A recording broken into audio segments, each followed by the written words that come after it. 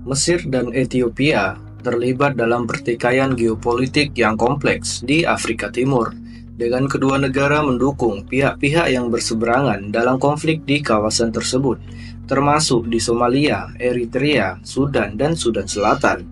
Perang dingin Afrika Timur ditandai oleh persaingan antara Mesir dan Ethiopia, dua kekuatan paling berpengaruh di kawasan tersebut. Kepentingan mereka yang saling bertentangan telah menyebabkan konflik proksi di Somalia, Eritrea, Sudan, dan Sudan Selatan. Pengaruh kolonial historis seperti pemerintahan Inggris dan Italia telah membentuk lanskap politik saat ini, termasuk penciptaan perbatasan yang sewenang-wenang dan sistem pemerintahan yang beragam. Perjuangan untuk kemerdekaan di Somaliland, perjuangan Eritrea untuk otonomi dari Ethiopia, dan pembagian Sudan menjadi dua negara terpisah adalah warisan kolonialisme yang terus mempengaruhi stabilitas regional.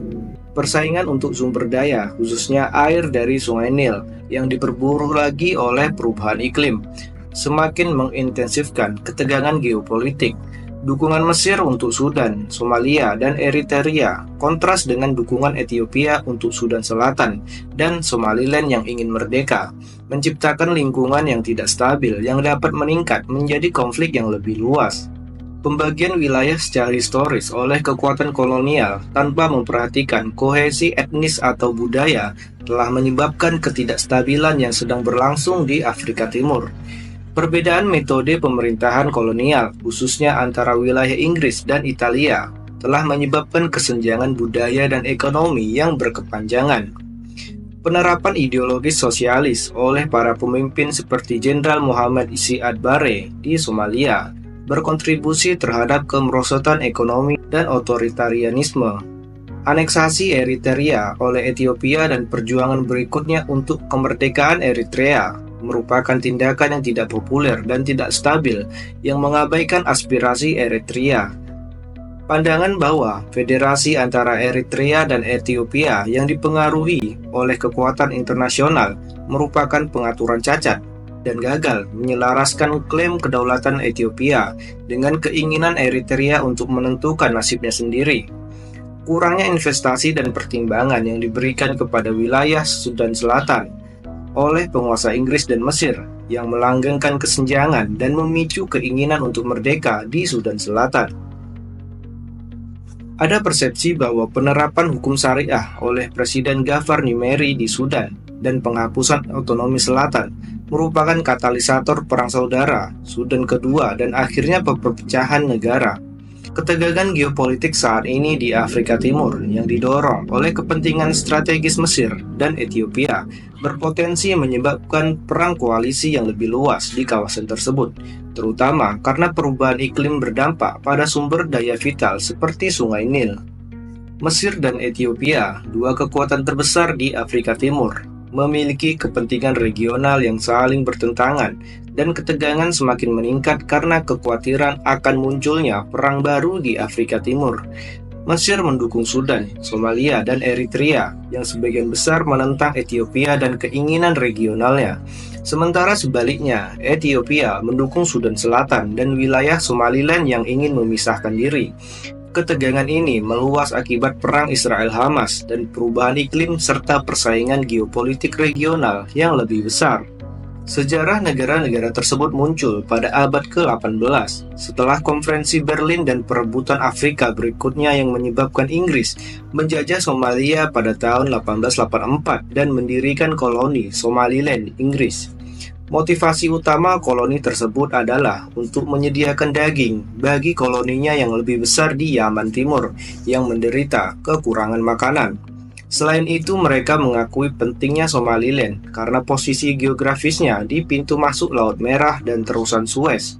Kebijakan luar negeri Inggris pada era ini difokuskan pada penyediaan pasokan untuk India, Britania, dan melalui terusan Suez dan koloni-koloni berikutnya seperti di Yaman dan Somaliland, menyediakan titik pengisian ulang strategis yang vital untuk perdagangan maritim dan pangkalan militer. Pada saat ini, ibu kota Somaliland Britania adalah Hargeisa, yang masih menjadi ibu kota Somaliland kontemporer.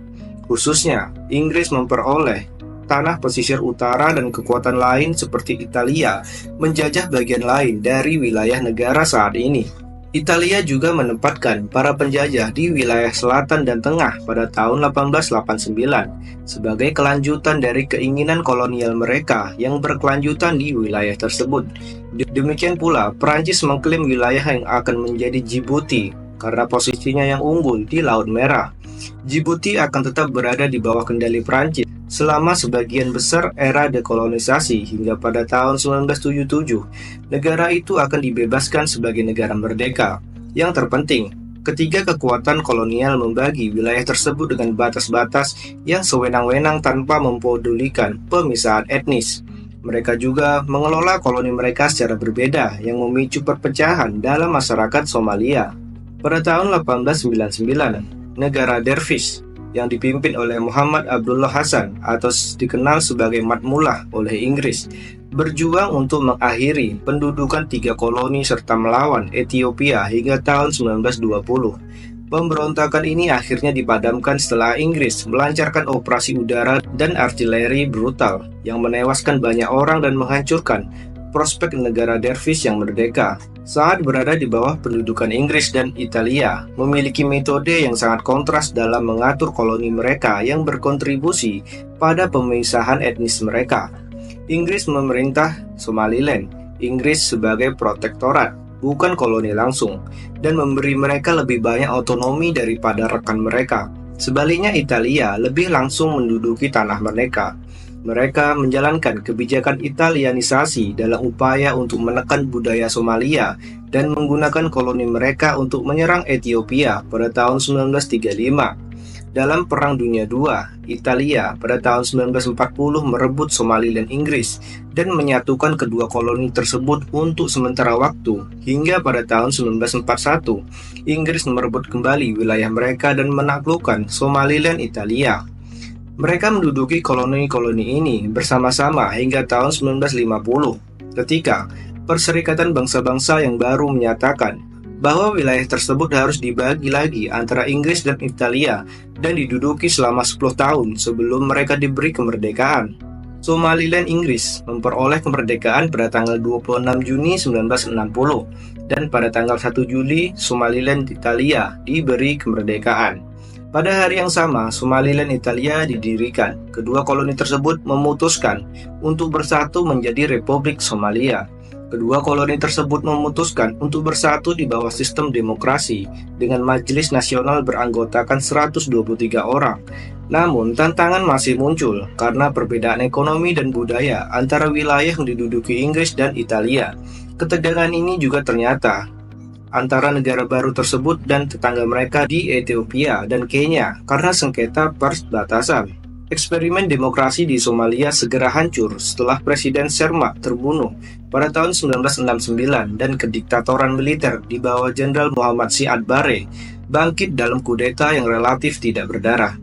Barre berusaha mendirikan negara terpusat dan modern dengan sosialisme sebagai ideologi penuntunnya. Negara didirikan dengan prinsip-prinsip sosialis, penindasan klan dan suku, serta penekanan pada nasionalisasi negara. Negara juga mengalami kemerosotan ekonomi bertahap karena cita-cita sosialisme gagal terwujud dalam otoritarianisme meluas. Pada tahun 1991, negara tersebut dilanda perang saudara setelah rezim Barre digulingkan. Semangat revolusioner meningkat karena adanya pertentangan terhadap pendekatan pemerintah yang seringkali keras terhadap pemerintahan. Angkatan bersenjata Somalia yang umumnya mendukung Barre bentrok dengan sejumlah besar panglima perang dan kelompok pemberontak yang berseberangan. Tiga kelompok tersebut adalah Front Demokratik Keselamatan Somalia atau SSDF di Timur Laut, Gerakan Nasional Somalia atau SNM di Barat Laut, dan Kongres Somalia Bersatu atau USC di Selatan. Kekuatan gabungan ini akhirnya menggulingkan rezim Barre yang menyebabkan negara itu terjerumus ke dalam anarki yang disebutkan sebelumnya. Penggulingan rezim Barre menciptakan kekosongan kekuasaan di mana klan-klan saling berebut kendali atas Somalia. Hal ini diperburu oleh bencana kelaparan yang melanda negara itu antara tahun 1991 dan 1992 dan intervensi asing berikutnya. Akhirnya, dari tahun 1992 hingga 1995, Amerika Serikat memimpin misi Perserikatan Bangsa-Bangsa untuk menyelesaikan konflik tersebut. Pada tahun 2006, Persatuan Pengadilan Islam atau ASIU sempat menguasai ibu kota Mogadishu sebelum akhirnya digulingkan dan menjerumuskan wilayah tersebut ke dalam konflik yang lebih dalam. Pada tahun 2007, pasukan penjaga perdamaian di Uni Afrika atau AMISOM dikerahkan untuk mendukung pemerintah federal transisi dan para penerusnya dan masih tetap berada di sana hingga saat ini. Dampak konflik masih dapat diamati hingga saat ini berupa konflik suku antara daerah otonom. Al-Shabaab terus menguasai sebagian besar wilayah dengan wilayah Somaliland yang ingin memisahkan diri masih berupaya memperoleh kemerdekaan. Eritrea pertama kali disebutkan pada tahun 6000 sebelum Masehi sebagai bagian dari kerajaan Aksum. Namun relevansinya dengan kondisi geopolitik saat ini juga mulai pada era kolonialnya. Pada tahun 1869, seorang biarawan Italia pertama kali memperoleh sebagian wilayah Eritrea modern di wilayah Assab, yang menjadi bukti pertama campur tangan asing di wilayah tersebut. Wilayah yang diperoleh dijual kepada pemerintah Italia pada tahun 1882, sebelum pemerintah Italia mulai memperluas kehadiran mereka ke wilayah sekitarnya. Italia menaklukkan Massawa pada bulan Februari 1885, mengkonsolidasikan kendalinya atas garis pantai Eritrea. Namun mereka tidak secara resmi dinyatakan sebagai koloni hingga tahun 1890. Pada tanggal 1 Januari ketika mereka dibentuk sebagai bagian dari dekret kerajaan. Akan tetapi gerakan perlawanan muncul segera setelahnya, tetapi ditumpas oleh pemerintah Italia melalui serangkaian cara militer, politik, dan budaya.